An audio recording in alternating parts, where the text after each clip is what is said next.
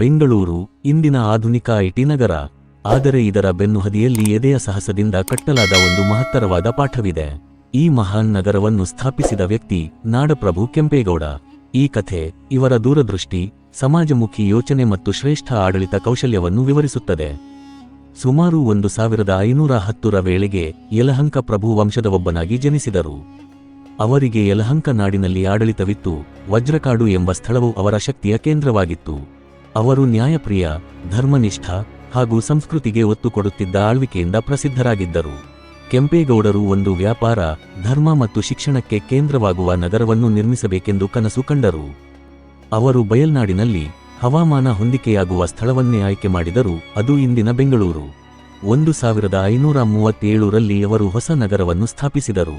ನಗರವನ್ನು ರಥದ ಆಕಾರದಲ್ಲಿ ಯೋಜಿಸಿದರು, 4 ಬಾಗಿಲುಗಳೊಂದಿಗೆ.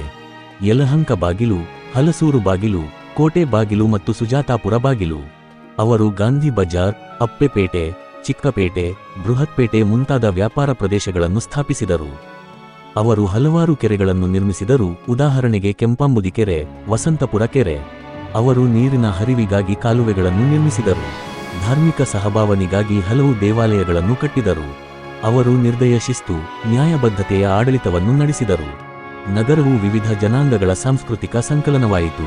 ಅವರು ನಗರವನ್ನು ಮುಂದಿನ ಹಲವಾರು ಶತಮಾನಗಳಿಗಾಗಿಯೇ ಯೋಜಿಸಿದ್ದರು.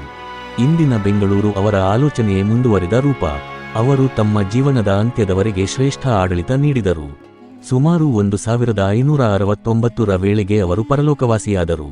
ಕೆಂಪೇಗೌಡ ಅಂತಾರಾಷ್ಟ್ರೀಯ ವಿಮಾನ ನಿಲ್ದಾಣ, ಕೆಂಪೇಗೌಡ ಕಂಬ, ಕೆಂಪೇಗೌಡ ಮ್ಯೂಸಿಯಂ ಪ್ರತಿ ವರ್ಷ ರಾಜ್ಯ ಮಟ್ಟದಲ್ಲಿ ಆಚರಿಸಲಾಗುತ್ತದೆ. ಪೌರವಿಮಾನ, ಅವರು ಕನ್ನಡಿಗರ ಸಾಮೂಹಿಕ ಸ್ಮೃತಿಯಲ್ಲಿ ಅಮರರಾದರು. ಕೆಂಪೇಗೌಡರ ಜೀವನದಿಂದ ನಾವು ಕಲಿಯುವ ಪಾಠ: ಶ್ರಮ, ಯೋಜನೆ, ಧರ್ಮ ಮತ್ತು ಜನತೆಗೆ ಸೇವೆ ಮಾಡುವ ಮನೋಭಾವನೆ. ಕೆಂಪೇಗೌಡರು ಕೇವಲ ನಗರದ ಸ್ಥಾಪಕರಲ್ಲ, ಅವರು ಇಂದಿನ ಬೆಂಗಳೂರು ಉಗಮದ ಹೃದಯ ಸ್ವರೂಪ. ಅವರ ಆಳ್ವಿಕೆ ಮತ್ತು ಕನಸುಗಳು ನಮ್ಮ ಇಂದಿನ ನಾಡಿನ ಪಥದಾರರಾಗಿವೆ.